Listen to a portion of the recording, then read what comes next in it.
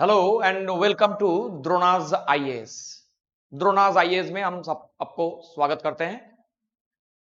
Today we will discuss about history syllabus on UPSC और इसके साथ हम लोग डब्ल्यूबीसीएस को भी थोड़ा बहुत कंपेयर इसके साथ करेंगे। तो यूपीएससी हिस्ट्री सिलेबस के ऊपर हम लोग पहले देख लेते हैं।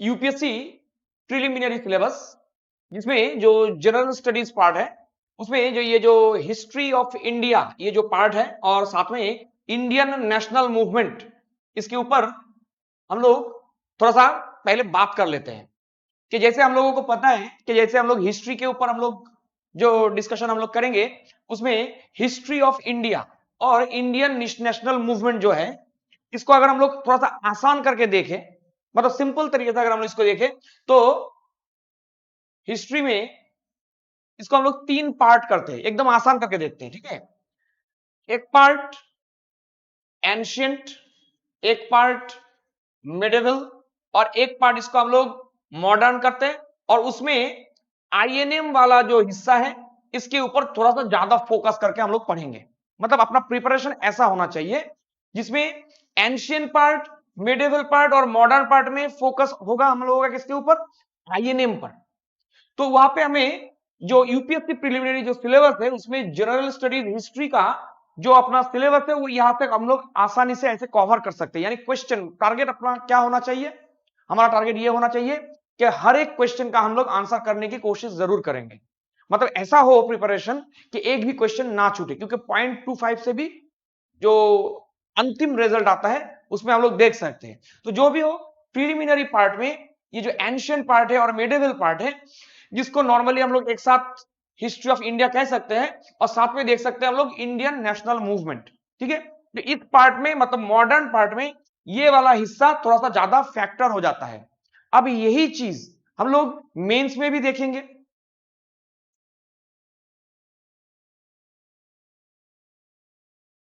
ये देखिए, public service commission West Bengal या West Bengal civil service preliminary examination यानी डब्ल्यूबीसीएस में वही चीज आप देख सकते हो। जनरल स्टडीज पेपर 1 में आप देखो जो सीरियल नंबर 4 है उसमें देखो हिस्ट्री ऑफ इंडिया दिया गया है और सीरियल नंबर 7 उसमें आप देखिए इंडियन नेशनल मूवमेंट। यानी यूपीएससी में जो प्रिपरेशन अपना होगा उसी प्रिपरेशन में हम लोग ऑटोमेटिकली बीसीएस कर सकते हैं। यानी बीसीएस के लिए हम लोगों को अलग से कुछ करने की जरूरत नहीं है, फोकस अपना होना चाहिए यूपीएससी पर और उसी प्रिपरेशन के साथ ऑटोमेटिकली आप डब्ल्यूबीसीएस एग्जाम में बैठिए और वही प्रिपरेशन के साथ ऑटोमेटिकली आपका डब्ल्यूबीसीएस पार हो जाएगा। इसीलिए द्रोणाज आईएएस नॉर्थ बंगाल में शुरू करने जा रहे हैं अपना यूपीएससी कोर्स। आप इसके साथ जल्द से जल्द जुड़िए और द्रोणाज आईएएस यूपीएससी के लिए आपको हर तरीके के अपडेटेड मटेरियल्स, एक्सपीरियंस फैकल्टीज के सपोर्ट्स ये जरूर आपको प्रोवाइड किया जाएगा। आप जल्द से जल्द द्रोणाज आईएएस से जुड़िए और यूपीएससी के ऊपर आप जरूर थोड़ा सा फोकस कीजिए। बात बार बार हम लोग इसीलिए बोल रहे हैं कि रिसेंटली आपको पता होगा कि वेस्ट बंगाल गवर्नमेंट ने क्या किया, डब्ल्यूबीसीएस का जो फॉर्मेट है उसको थोड़ा सा बदल दिया है। पहले हम लोग क्या देखते थे कि डब्ल्यूबीसीएस में प्रीलीज और मेंस दोनों का जो सिलेबस होता था उसमें प्रीलीज में हिस्ट्री सब्जेक्ट का वेटेज बहुत ज्यादा होता था, है ना। लगभग प्रीलीज में लगभग 50 से 55 क्वेश्चन यहां से जरूर पूछे जाते थे, है ना। और मेंस में भी आता था, स्पेशली आईएनएम पर फोकस करके पूछा जाता था। अब हुआ ये कि इस बार जो नया मतलब जो फॉर्मेट आया है उसमें हिस्ट्री का वेटेज थोड़ा कम किया गया है। अब 20 मार्क्स इंडियन हिस्ट्री के ऊपर और 20 क्वेश्चन इंडियन हिस्ट्री के ऊपर यानी एंशियंट और मिडिवल मिला के और 20 क्वेश्चन आईएनएम पर आ रहा है। यानी वेटेज कम हुआ। लेकिन अगर अपना प्रिपरेशन यूपीएससी लेवल का होगा जो द्रोणाज आईएएस आपके लिए लेकर आ रहा है उसी प्रिपरेशन से आपको अलग से बीसीएस के लिए पढ़ना ही नहीं है। जो स्टूडेंट्स ये सोच रहे थे कि हम लोग डब्ल्यूबीसीएस के लिए पढ़ेंगे, आप देखो जो नया फॉर्मेट आया है उसी के हिसाब से आपको पढ़ना है डब्ल्यूबीसीएस के लिए। लेकिन वही फॉर्मेट आपको यूपीएससी दिला सकता है। तो फिर हम लोग क्यों डब्ल्यूबीसीएस के लिए अलग से चिंतित हो? हम लोगों को यूपीएससी के लिए पढ़ना है, सेम वही मेहनत वही काम हम लोगों को बीसीएस में भी मदद करेगा। तो यूपीएससी का मेंस थोड़ा सा हम लोग देख लेते हैं। इसमें जो जनरल स्टडीज पार्ट है उसमें आप देखिए वही चीज है, मॉडर्न इंडियन हिस्ट्री है ना, कहां से पढ़े ये इंपॉर्टेंट है। हम लोग प्रिपरेशन ले इससे पहले हम लोग को यह समझना है कि ये जो सिलेबस है इसको थोड़ा सा समझे, यानी जो बोझ अभी हम लोग लेने वाले हैं उसके लायक बने पहले, यानी समझे। हिस्ट्री सब्जेक्ट ऐसा सब्जेक्ट है जिसको थोड़ा सा समझ के पढ़ना जरूरी है, और स्टूडेंट्स यही गलती करते हैं कि हिस्ट्री को समझना चाहते नहीं है, इसको एक बर्डन की तरह देखते हैं, हालांकि वो है नहीं। को थोड़ा सा इंटरेस्ट लेना चाहिए बीसीएस के मतलब सॉरी यूपीएससी ये जो सब्जेक्ट है इसके ऊपर। तो अब देखो मॉडर्न इंडियन हिस्ट्री, वहां पे हमें क्या पढ़ना है, from about the middle of the 18th century. थोड़ा सा ध्यान दीजिए कि 18th सेंचुरी से अपना डिस्कशन स्टार्ट होगा, उससे पहले आप भूल जाओ, नहीं पढ़ना है। 18th सेंचुरीज अंटिल कहां तक ये हम लोगों को बताया नहीं गया, until the present significant events, personalities and issues. एकदम फॉर्मेट वाइज क्वेश्चन आता है एग्जाम में, आपको बस थोड़ा सा इसका फॉर्मेट समझना है। यूपीएससी एक फॉर्मेट के ऊपर एग्जाम होता है, ऐसा नहीं कि हम लोग पढ़ते गए जो मिला पढ़ते गए, नहीं। आपको क्या पढ़ना है क्या छोड़ना है ये आपको सिखाएगा द्रोणाज आईएएस, ताकि आपके ऊपर बहुत ज्यादा मेहनत का बोझ ना गिरे। क्या करना है थोड़ा सा देखिएगा कि हमें पढ़ना कहां से है, 18th century until the present significant events, यानी हम लोग decline of the Mughal empire वहां से शुरू करेंगे। और हम सबको पता है मुगल एम्पायर का डिक्लाइन कहां से शुरू हुआ लगभग 1707। क्या हुआ था 1707 में, 1707 में हुआ था एम्पेरर औरंगजेब की मृत्यु। 49 ईयर्स तक उन्होंने राज किया और 1707 में उनकी मृत्यु हुआ। औरंगजेब की मृत्यु के बाद धीरे धीरे ये मुगल एम्पायर अपने डिक्लाइन की तरफ जाने लगा। और जब एक शक्ति कमजोर होता है, ये नेचर का नियम है, ऑटोमेटिकली दूसरा शक्ति उसका जगह लेने के लिए हाजिर हो जाता है। तो एक तरफ हम लोग यहाँ पे क्या पढ़ेंगे, कहां से पढ़ेंगे कि मुगल एम्पायर धीरे धीरे अपने डिक्लाइन की तरफ जा रहा है, दूसरी तरफ उनकी जगह लेने के लिए मराठास आ रहे हैं आगे। साथ में हम लोग देखेंगे कि ये वही फेज है जिस फेज में जो यूरोपियन पावर्स भारत पर अब ये हावी होने की कोशिश कर रहा है, स्पेशली ब्रिटिश, जिसको सबसे ज्यादा सफलता मिला। तो वहां से हम लोगों की पढ़ाई शुरू होगा, और उसके बाद हम लोग आगे चल के देखेंगे कि बंगाल से होते हुए ये ब्रिटिश धीरे धीरे पूरे भारत में फैल जाते हैं, वो सब यहाँ पे आएगा। अब देखिए यहाँ पे एक बात है, लिखा है until the present significant events, यानी शुरू तो यहां से करेंगे, कहां तक जाएंगे, प्रेजेंट सिग्निफिकेंट इवेंट्स का मतलब क्या होता है, वो आज के घटना को भी हम लोग इसमें शामिल कर सकते हैं। क्वेश्चन एग्जाम में आएगा कि नहीं, वो हम लोगों की जिम्मेदारी है, वो हम लोग आपको तैयार करके देंगे। तो सिलेबस अपना शुरू ऐसे हम लोग मेंस का सिलेबस यानी पढ़ाई हम लोग शुरू करेंगे यहां से, यानी डेथ ऑफ औरंगजेब के बाद से। आशा करता हूं सबको समझ में आया होगा। अब अगला देखो, the freedom struggle, its various stages and important contributors from different parts of country. Freedom struggle ये वो फेज है कि धीरे धीरे 1857 तक हम लोग पढ़ेंगे, और 1857 के बाद ये जो कंट्री का जो फ्रीडम स्ट्रगल है ये अलग ही रूप लेने लगेगा।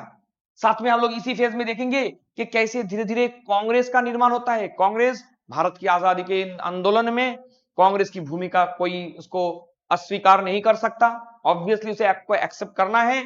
साथ में कांग्रेस के साथ साथ हम लोग देखेंगे कि कैसे ब्रिटिश ने उसी हिसाब से अपना स्ट्रेटेजी बदला, कैसे बंगाल को वो लोग बांटना चाहते थे, वो लोग दिखा रहे थे कि हम लोग बंगाल को ये ऐसे बांट रहे हैं, मतलब बांटना चाहते हैं ताकि एडमिनिस्ट्रेटिव हमें बहुत सारा मदद मिले, लेकिन दरअसल उनका एक्चुअल में उनका उद्देश्य क्या था वो हम लोग जानेंगे यहाँ पे कि बंगाल को बांटने का उद्देश्य उनकी एडमिनिस्ट्रेटिव मकसद नहीं था, ताकि बंगाल को आपको कमजोर करना है।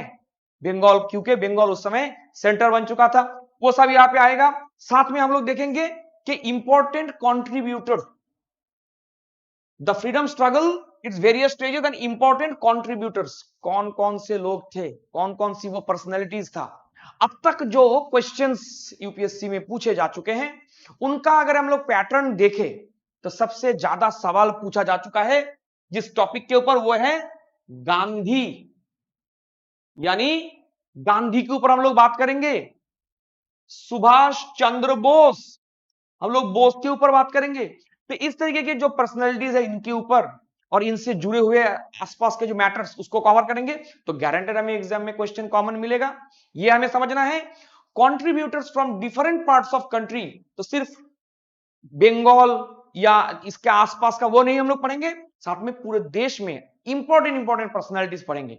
और इस दौरान हमें बहुत सारे पर्सनैलिटीज पढ़ेंगे। तो इतना हम लोग कैसे पढ़े, तो कौन सा पढ़ना है, कौन सा कम पढ़ना है, कौन सा थोड़ा सा हम लोग आउटलाइन बना के छोड़ देंगे, ये आपको दिखाएगा द्रोणास आईएएस। आप खुद पढ़ोगे, आपको द्रोणास दिखाएगा कि कैसे साथ में आपको पढ़ना है और कौन कौन सा टॉपिक जरूर पढ़ना है, कौन सा थोड़ा पढ़ना है, कौन सा थोड़ा आप छोड़ सकते हो, ये आपको द्रोणास आईएएस जरूर बताएगा। अब देखो जनरल यूपीएससी का जो मेन सिलेबस है उसका जो जनरल, इसमें देखो पोस्ट इंडिपेंडेंस, ये जो पार्ट है कि आजादी के बाद and reorganisation within the country, है ना। पोस्ट इंडिपेंडेंस कंसोलिडेशन, आजादी के बाद कैसे ये देश धीरे धीरे धीरे धीरे फिर से खड़ा होने लगा, और reorganisation within the country, देश के अंदर कैसे स्टेट्स बने, ये वाला हिस्सा आपको यहां पे पढ़ना है। हिस्ट्री ऑफ द वर्ल्ड, इस पार्ट से अब आप नए नए परिचित होने वाले हो। प्रीलीज में तो ये सब आपको नहीं पूछा जाएगा, मेंस में ये आपको पूछना है। अब क्या है, events from the 18th century, यहां पे भी देखिए सिलेबस शुरू होता है 18th सेंचुरी से, और उसमें हम लोगों को कौन कौन से विषय पर, मतलब कौन कौन से टॉपिक पर फोकस करना है, देखिएगा। इंडस्ट्रियल रेवोल्यूशन, वर्ल्ड वॉर, हम सबको पता है 2 वर्ल्ड वॉर अब तक हो चुके हैं, फर्स्ट वर्ल्ड वॉर और सेकेंड वर्ल्ड वॉर। इनके इनसे जुड़े हुए और इनसे जुड़े हुए सारे पॉलिटिक्स हम लोगों को यहां पे समझना है। साथ में colonisation, decolonisation, political philosophies like communism पढ़ेंगे हम लोग, कैपिटलिज्म पढ़ेंगे, सोशलिज्म पढ़ेंगे, their forms and effect of the society on the society. तो ये जो कोलोनाइजेशन, डीकोलोनाइजेशन, पॉलिटिकल फिलोसॉफीज में हम लोग कम्युनिज्म पढ़ेंगे, कैपिटलिज्म पढ़ेंगे, सोशलिज्म पढ़ेंगे। और ये जो कम्युनिज्म, कैपिटलिज्म, सोशलिज्म है, इनका समाज के ऊपर क्या असर पड़ा, इस टॉपिक में हम लोग वो जानेंगे। तो ये अपना सिलेबस है। अब ये जो अपना यूपीएससी मेंस का सिलेबस है, इसी को पकड़कर अगर हम लोग देखें तो सेम वही चीज आप देखो, जब आप डब्ल्यूबीसीएस के लिए भी आप बैठना चाहोगे, देखो अलग क्या है, कुछ अलग है कि नहीं। अभी जो नया फॉर्मेट वेस्ट बंगाल सरकार की तरफ से दिया गया है कि Indian history from about the middle of the 18th century until the present significant events, personality issues, हूबहू कॉपी पेस्ट है। साथ में आप देखो the freedom struggle, its various stages, important contributors from different parts of country. क्या कुछ अलग है? नहीं, सेम वही है, सिर्फ एक बात यहां पे ऐड होता है, ये वाला हिस्सा specially from undivided Bengal. UPSC में बस यहां तक बोला गया है, यहां पे आप देखो बीसीएस में ये वाला लाइन सिर्फ ऐड कर दिया गया है कि बंगाल को फोकस करके पढ़ना है। यानी वही यूपीएससी प्रिलिमिनरी, वही यूपीएससी मेंस, वही आपका मेहनत, वही आपका प्रिपरेशन, सिर्फ बंगाल पर फोकस करके थोड़ा सा एक्स्ट्रा 2-3 पेज पढ़ लो, वही आपका प्रिपरेशन हो जाता है। तो हम लोग अलग से सिर्फ बीसीएस के लिए क्यों सोचे, नॉर्थ बंगाल के स्टूडेंट्स आईएएस, आईपीएस, इन सब मतलब इन ये सब क्यों ना सोचे। तो यहीं पे आपको मतलब प्रिपरेशन का जो सपोर्ट होगा वो आपको द्रोणाचार्य आईएएस से मिलेगा, लेकिन यूपीएससी के मेहनत से ऑटोमेटिकली आप डब्ल्यूबीसीएस कर सकते हो, ये बात आपके लिए कंफर्म है। अब देखो यहां पे जनरल स्टडीज में जो थर्ड पेपर है उसमें 125 मार्क्स का आपको हिस्ट्री को आपको करना है, ठीक है, डब्ल्यूबीसीएस में, जिसमें देखो पोस्ट इंडिपेंडेंस एंड देखो यहां पे reorganisation within the country और सेम वही हिस्ट्री ऑफ द वर्ल्ड, यानी पूरा कॉपी पेस्ट है, अलग से बोलने की मुझे कोई जरूरत है ही नहीं। तो बार बार जो मैं यही समझाने की कोशिश कर रहा हूं कि आप WBCS वाला जो एंगल है, जो अब तक आप लोगों ने देखा होगा, वो आप छोड़िए। अब ऐसे बहुत सारे स्टूडेंट्स वो भी हैं जो शायद ये वीडियो देख रहे हो कि अब तक BCS को ही सब कुछ समझकर बैठे थे। आपको मैं कह रहा हूं कि आप थोड़ा सा यूपीएससी के बारे में आप सोचिए, क्योंकि आपको अलग से कुछ नहीं करना है। आपको अगर BCS ही करना है, वही रास्ते पे आप चलोगे जिस पर सब चलकर यूपीएससी पर चलते हैं, ये यूपीएससी तक पहुंचते हैं। आप वही कीजिए कि यूपीएससी वाले सिलेबस को थोड़ा सा खुद देखिए, जो यहाँ पे मैंने आपको दिखाया, सेम वही चीज आपको WBCS में भी मिल रहा है। अब देखिए यहाँ पे यूपीएससी का जो प्रिलिमिनरी का जो सिलेबस है, और देखिए WBCS का जो प्रिलिमिनरी का जो सिलेबस है, वहां पे आप देखिए, जो अब तक मैं आपको कहने की कोशिश कर रहा था कि यहाँ पे जनरल स्टडीज का जो पेपर 1 है, उसमें हिस्ट्री ऑफ इंडिया। अब हिस्ट्री ऑफ इंडिया मतलब एंशियंट प्लस आपको मेडिवल, और साथ में आप देखो इंडियन नेशनल मूवमेंट, यानी आप उसको 1857 आज वहां से आप शुरू कर सकते हो। सेम वही चीज आप देखो जनरल स्टडीज, यहाँ पे देखो हिस्ट्री ऑफ इंडिया 20 मार्क्स, और अब देखो यहाँ पे सीरियल नंबर 7 में इंडियन नेशनल मूवमेंट 20 मार्क्स। जो अब तक बहुत ज्यादा सवाल आता था, अब देखो थोड़ा सा कम कर दिया गया है। और ये देखो, और मतलब आप यूपीएससी का जो प्रिलिमिनरी देखो और WBCS का प्रिलिमिनरी देखो, कुछ अलग आपको दिखेगा नहीं, सेम वही प्रिपरेशन है और अलग से आपको कुछ देना नहीं है।